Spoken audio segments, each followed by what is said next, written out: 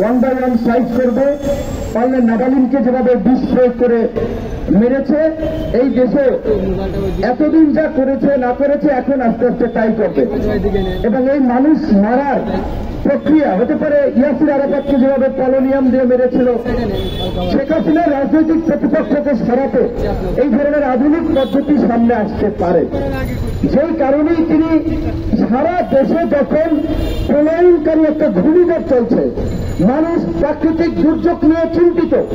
ইতিমধ্যে আমরা দেখেছি উপকূলবর্তী প্রায় 10টি জেলার 30 লক্ষ মানুষ ভুক্তভোগী হয়েছে, পানি বন্ধ হয়েছে। এই যে বিরাটের জোর এমপিরা রাষ্ট্রীয় বরাদ্দ থেকে কাজ না করে লুটপাট করে যে বেড়িবাঁধগুলো নির্মাণ করে, প্রতি বছর বেড়িবাঁধ ভেঙে যায়। এই বেড়িবাঁধ ভাঙার ফলে এই যে ভুক্তভোগী মানুষেরা অনাহারে অর্থাহারে দিন কাটছে, একটা অমানবিক পরিস্থিতির সৃষ্টি হয়েছে। আজকে বিবিসি রিপোর্টে বলেছে গত 20 বছরে এই ধরনের প্রলয়নকারী, এই ধরনের দীর্ঘস্থায়ী ঘূর্ণিঝড় হয় নাই। সেই সময় রাজনীতিতে ঝড় হয়ে গেছেন প্রধানমন্ত্রী। রাষ্ট্রপতি তো একবার পাবনায় উঠেছিল, আপনাদের মনে আছে তো? তার প্রোটোকল অফিসার বলছে স্যার বাইরে ঝড়, সে বলছে আরে বেটা ঝড় তো আমি এইখানে বক্তৃতা উঠে দিচ্ছি। তো রাষ্ট্রপতির পরে এইবার প্রধানমন্ত্রীও রাজনীতিতে ঝড় উঠাই দিচ্ছেন। কি একদিকে দ্রব্যমূল্যের ঊর্ধ্বগতি, রাষ্ট্রের অর্থনৈতিক বিপর্যয়, মানুষের নাবিশ্বাস, প্রাকৃতিক দুর্যোগে অনাহারে অর্থহারে মানুষ না খেয়ে আছে। সেই সময় প্রধানমন্ত্রীর লক্ষ্য উদ্দেশ্য হচ্ছে বিএনপির ভারপ্রাপ্ত চেয়ারম্যান তারেক রহমানকে লন্ডন থেকে ফিরিয়ে এনে তিনি বিচারের মুখোমুখি করবেন। অবশ্যই কেউ যদি অপরাধ করে থাকে তার বিচার হতে পারে, কিন্তু সেটা আমরা বিরোধিতা করছি না। কিন্তু প্রধানমন্ত্রী তাদের তো একটা, এবং রাষ্ট্রের যারা টপ পদগুলোতে থাকে তাদের তো একটা সেন্স থাকা দরকার, কোন সময় কোন প্রেক্ষাপটে আসলে কোন কথাগুলো বলা দরকার। তো এই কারণে আমি এই কথাটি অ্যাডভান্স বললাম যে ভবিষ্যতে ইয়াসির আরাফাতের মতো না নাবালিনের মতো বিরোধী দলের নেতাদেরকে এই আওয়ামী লীগ এবং এই সরকার হত্যা করে একদলীয় শাসন কায়েম করবে সেইটা আমরা জানি না, কিন্তু সেই প্রক্রিয়ার দিকে তো সরকার আগাচ্ছে, সেইটা আমাদের সামনে পরিষ্কার হচ্ছে। তো কাজী এখন আমাদেরকে সিদ্ধান্ত নিতে হবে যে আমরা কি এদের হাতে মরব নাকি এই তথ্য ধানকে হটিয়ে জনগণের সরকার প্রতিষ্ঠা করে সব মানুষকে রক্ষা করব। আজকে গতকালকে একটা পত্রিকার রিপোর্ট দেখলাম, পত্রিকার রিপোর্টে প্রকৃত ভয়াবহ চিত্রটা একটু কম উঠে আসে, অনেক ঘাটতি থাকে। তারপরেও সেখানে যেটা লিখেছে তারা দেশের জাতীয় আয়ের, এই যে সারা বছর ধরেন আমরা দেশের আয় যদি হয় 100 টাকা, তার 30 টাকা 5 ভাগ ধনী মানুষের পকেটে যায়। মানে 5 ভাগ ধনী মানুষ পুরো রাষ্ট্রের আয়ের 30% তাদের পকেটে যায়।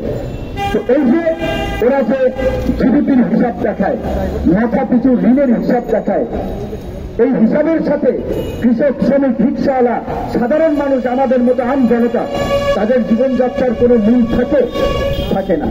তারা উন্নয়নের এই গালগপ্প বলেই তারা এই তাদের চাষাবাদকে চাপিয়ে দিয়েছে আমাদের উপরে। এবং আরো কতদিন এই বোঝা বহন করতে হবে? কারণ আমরা যদি না সরাতে পারি তাহলে তো আমাদের এটা ক্যারি করতে হবে।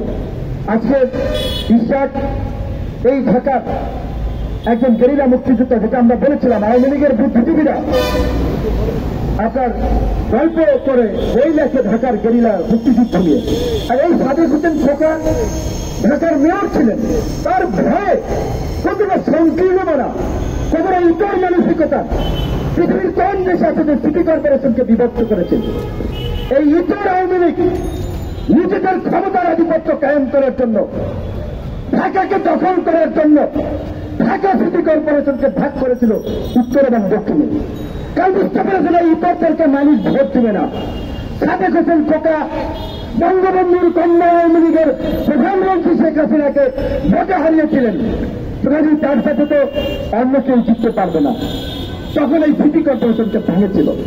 সেই সাদেক হোসেন খোকার ছেলে দেশের বাইরে পড়াশোনা করে এসেছে, আমাদের সমবয়সী তরুণ বন্ধু, অনেক আলাপ আলোচনার কথা বলেছি। এবং তখন নিষ্ঠুরতা রাখি, তার ছোট ভাইয়ের বাবা নাই, বড় ভাই হিসেবে বাবার দায়িত্ব পালন করেছে। বিয়ের আনুষ্ঠানিকতা, বিয়ে হয়েছে অনেক আগে, আনুষ্ঠানিকতা কিছুদিন আগে করলো সব স্বজনদেরকে নিয়ে। তারপরের তিনি হাজির হতে গেলেন, তাকে ছেলে ফেললেন। এর চেয়ে অমানবিকতা, নিষ্ঠুরতা আর কিছু আছে? এই সরকার একটা পৈশাচিক উল্লাস করছে, বিরোধীদের উপরে নির্যাতন, নিপীড়ন, দমন পীড়ন করে। সেই কারণেই খালেদা জিয়ার মতো একজন অসুস্থ বয়স্ক নারী চিকিৎসার জন্য তার বিদেশে যাওয়া প্রয়োজন। ডাক্তাররা বলছে আমরা এই নিয়ে অন্তত এই পর্যন্ত মিনিমাম 100 দিন বক্তব্য রেখেছি, এইখানেই অন্তত 20 থেকে 25টা মিনিমাম প্রোগ্রাম করেছি, ইন্দোরে তো আছেই। তাকে মুক্তি দিয়েছে? তাকে মুক্তি দেয় নাই। কারণ প্রধানমন্ত্রী জানেন, এই সরকার জানে, তিনি যদি সুস্থ হয়ে রাজপথের আন্দোলনে আসতে পারেন, সেই আন্দোলনের ঢেউয়ে এই আওয়ামী লীগের তত্ত্বে তাও উড়ে যাবে।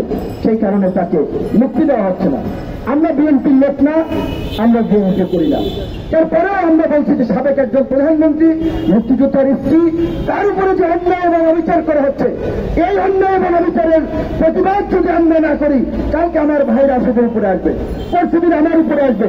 আপনারা দেখেছেন গোলাম মাওলা রনি এই ঢাকা বিশ্ববিদ্যালয় তার বাসায় থেকে ফেরার পথে আপনার ঢাকা বিশ্ববিদ্যালয়ের মতো জায়গায় আক্রমণের শিকার হয়েছেন। ছাত্রদলের সাবেক সভাপতি এই শিল্পকলাতে হামলার শিকার হয়েছেন। এটা গোয়েন্দা সংস্থাগুলো করাচ্ছে। এই আজিজ এবং বেনিফিটের মতো পুরানিয়া যারা এই গোয়েন্দা সংস্থা এবং এজেন্সিগুলো পরিচালনা করতে দায়িত্ব আছে, এই শয়তানগুলো এই বিরোধী দলের নেতা কর্মীদের মনে ভয় ঢুকাতে এই হামলাগুলো করাচ্ছে। যত বিরোধী দলের নেতা কর্মীরা কথাবার্তা কম বলে, মানুষকে উত্তেজিত কম করে, আন্দোলনমুখী কম থাকে, আমার গলা একটা রশি পরিয়ে দিয়েছে।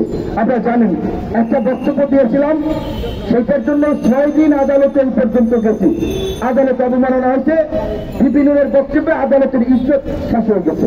সিনেমাতে জন্য আমরা দেখি না, আপনার কোনোভাবে জোর করে ধরেন কেউ মানে রেপ করলে পরে তার ইজ্জত চলে গেছে। একটা মানুষকে জোর করে টর্চার করেছে, তো তার মান সম্মান কি গেল? বরঞ্চ যারা তাকে টর্চার করেছে ওই ক্রিমিনাল হচ্ছে জঘন্য মানুষ। এখন আমার মতো মানুষের বক্তব্য আদালতের ইজ্জত চলে গেছে। তাই আমাকে দেখা যাচ্ছে 6 দিন গেলাম, আরো কয়েকদিন যেতে হবে জানি না। তো সেই কারণে এখন রাজনীতিবিদদের বক্তব্য দেওয়া মুশকিল হয়ে যাচ্ছে। ওবায়দুল কাদের বলেছে যে সরকার কাউকে ছাড় দেয় না, আজিজ এবং বেনজিরের সাথে। এই সরকারকে আজিজ এবং বেনজিরদের বিরুদ্ধে স্বপ্রণোদিত হয়ে কোনো ব্যবস্থা নিয়েছে? সুযোগ তদন্ত করেছে? যখন এই বসুন্ধরা গ্রুপের পত্রিকা কালবিলা নিউজ করেছে, তখন তা অনেকদিন তারা কিচ্ছু করে নাই। একজন স্বতন্ত্র এমপি আরো অনেকে দুদকের কাছে চিঠি দিয়েছেন, এবং যখন আজিজের উপরে স্যাংশন এসেছে, তখন তারা মরে করে বসেছে যে আজিজ জয় বাংলা হয়ে গেছে। তো কাজে এখন যদি বেনজিরের বিরুদ্ধে পদক্ষেপ না নেওয়া হয়, আলটিমেট দায় সরকারের উপরে আসবে। অথচ আমরা শুনেছি এই বেনজিরের যে গোবর ফাঁস করলো কালবেলা, সেইটা নাকি মুনিয়া হত্যা দামা চাপা দেওয়ার জন্য বসুন্ধরা কর্তৃক যে টাকা পয়সা জমি ফ্ল্যাট টেলাট দেওয়া হয়েছে, সেইটা নিয়ে সমস্যা হয়েছে। তাই এক মানে কুকুরে আর কুকুরে হাতি নিয়ে দৌড় দিচ্ছে, এদিকে সাংবাদিক ছবি তুলে ফেলাইছে। মানে অবস্থান এরকম যে তারা নিজেদের অপকর্ম ঘাট কাটোয়ারায় ঘাটতি করেছে, তাই এইটা পত্রিকা এসেছে। না হলে হয়তো পুলিশ প্রধান বেনজিরের এই ইতিহাস হয়তো আমরা জানতাম অনেক পরে। আবু সাহেবের কথা, সেনা আইনে বিচার হবে অর্থমন্ত্রী বলেছিলেন। তো যখন পাওয়া ছিল তখন কি করেছেন? কিছু করতে পেরেছেন? এবং আমি আপনাদেরকে বলছি, আদৌ আজিজ এবং বেনজিরকে সরকার কিছু করবে কিনা সন্দেহ আছে। এলে যে গরম গরম পক্ষ হচ্ছে, লেখালেখি হচ্ছে, কার্যত এদেরকে কিছু করবে না। কারণ এই আজিজ এবং বেনজিরদেরকে কষাই বানিয়েছে। আমার ভাই রাশেদ ভাই বলেছে, মঞ্জু ভাই বলেছে, আওয়ামী লীগের নেতারা কলকাতার বাথরুমে এখন ফ্ল্যাশ হচ্ছে। তো এই ফ্ল্যাশের অনেক ইতিহাস। এই যে বিএনপির নেতা, এই গুলিস্তানের নেতা চৌধুরী আলম, লাকসামের এমপি হিরো, ঢাকা বিশ্ববিদ্যালয়ের যুগের ছাত্র নেতা, 90-এর স্বৈরাচার বিরোধী আন্দোলনের নেতা ইলিয়াস আলী সাহেব, অসংখ্য নেতাদেরকে গুম করা হয়েছে। আজকে আনারের লাশ যদি বাথরুম এবং আপনার পানি ট্যাঙ্ক থেকে উদ্ধার করা যায়। আমরা জানতে চাই ইলিয়াস আলী, হিরু চৌধুরী, আনন্দ সহ নিহতরা কোথায়। আমি আহ্বান জানাবো দেশ বাঁচাও মানুষ বাঁচাও এই আন্দোলনের ভাইদেরকে, সমস্ত দলের নেতা কর্মীদেরকে নিয়ে চলেন আপনারা আমাদের গুম হওয়া ভাইদের সন্ধানের দাবিতে স্বরাষ্ট্রমন্ত্রী অথবা প্রধানমন্ত্রীর কার্যালয় ঘেরাও করেছে আমাদের গুম হওয়া ভাইদেরকে ফেরত দেয়। কারণ ওদের কাছে সব তথ্য আছে, ওরা কোন জায়গায় তাদেরকে রাখছে। আনারের যদি হদিস বের করতে পারে আমাদের গুম হওয়া ভাইদের হদিস বের করতে পারবে। মানবের বক্তব্য রাখবেন। আরেকটা কথা আমরা শেষ করবো, হচ্ছে যে সরকার দুর্নীতিবাদদেরকে রক্ষা করে না, অপরাধীকে রক্ষা করে না। মুনিয়া হত্যার জন্য বসুন্ধরা আঙ্গির সাহেবকে জিজ্ঞাসাবাদ করা হয়েছে। কোন প্রশাসনের মুরব্বী আরাম ছিল জিজ্ঞাসাবাদ করার? এক হত্যাকাণ্ডের ঘটনায় তাকে জিজ্ঞাসাবাদ করার মুরব এই দেশের আইন আদালতের হয় নাই। কারণ শেখ হাসিনা আইন আদালতের উপরে শিকল পরিয়ে দিয়েছে। এখানে $1 বিলিয়ন পাচার করেছে। এই স্তরে বিস্তারিত তথ্য এসেছে। এই দেশের কোন আইন আদালতের মুরব হয়েছে এই কারণের এই দুর্নীতির বিরুদ্ধে তদন্ত করার? বরঞ্চ আমরা খুব হা করে দেখলাম, ফেল ফেলিয়ে তাকিয়ে রইলাম। উচ্চ আদালত সেই তদন্ত খারিজ করে দিয়েছে। তাহলে ওয়াজুল কাদের যে বলছে তারা দুর্নীতিবাজদেরকে রক্ষা করছে না, অপরাধীদেরকে রক্ষা করছে না, তার বাস্তবতার মিল আছে। ইয়াবাবদী বাংলাদেশের ইয়াবা সাম্রাজ্যের মধ্যে সবচেয়ে আলোচিত নাম। পত্রিকায় নাম আসার পরেও এই ইয়াবাবদীকে আওয়ামী লীগ কোন সাংগঠনিক ব্যবস্থা নিয়েছে? নাই।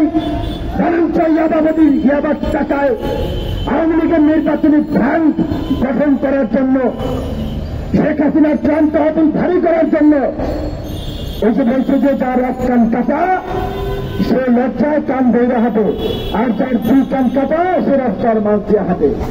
আজকে ইয়াবাবদীকে নির্বাচন দেয় নাই, মনোনয়ন দেয় নাই, ইয়াবাবদীর বউকে দিয়েছে। চট্টগ্রামের বিষ্ণু শামসু, কক্সবাজারের ইয়াবাবদী, ঢাকার ক্যাসিনো সম্রাট মঞ্জুমাই ইদা বলেছে আওয়ামী লীগের চরিত্র এবং চিত্র আছে এই ইয়াবাবদী, বিশ্ব শামসু, ক্যাসিনো সম্রাট এবং ওই পাপিয়ারা। তো কাজে এই আওয়ামী লীগ প্রতি এতটা দুর্গন্ধ হয়েছে, এই আওয়ামী লীগ আর এখন রাস্তায় বের হওয়ার, মানুষের সামনে মুখ দেখানোর উপক্রম নাই।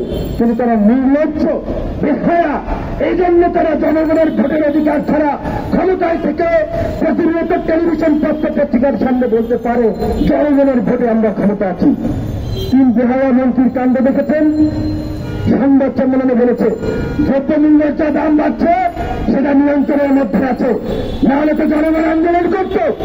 আরে বাবা, জনগণের উপর অত্যাচার, নির্যাতন, হাঙ্গামা না গুলি চালিয়ে আজকে একটা নারকীয় পরিস্থিতি তৈরি করে জোর জবরদস্তি করে ক্ষমতা আসোস আর জনগণের সাথে পয়সা উল্লাস করো। একবার লেভেল প্লেইং ফিল্ড তৈরি করে দেখো রাস্তায় বের হতে পারো কিনা। যাই হোক, আমার বক্তব্য শেষ করছি। ভালো থাকবেন এবং এই লড়াইটা চালিয়ে যেতে হবে। পর্যায়ক্রমে লড়াইয়ের পথ দীর্ঘ এবং এই লড়াইয়ে এইখানকার মানুষগুলো, আমরা যারা গণতন্ত্রের পক্ষে লড়াই করছি, এদের যদি মুক্তি না হয় এই দেশের মানুষের মুক্তি হবে না। কাজে এই দেশের মানুষের মুক্তি না হওয়া পর্যন্ত আমার ভাইরা আসার থেকে বলেছে বিজয়ের পথে যাত্রা শুরু, জীবন অথবা মৃত্যু, ইতিহাস। ধন্যবাদ।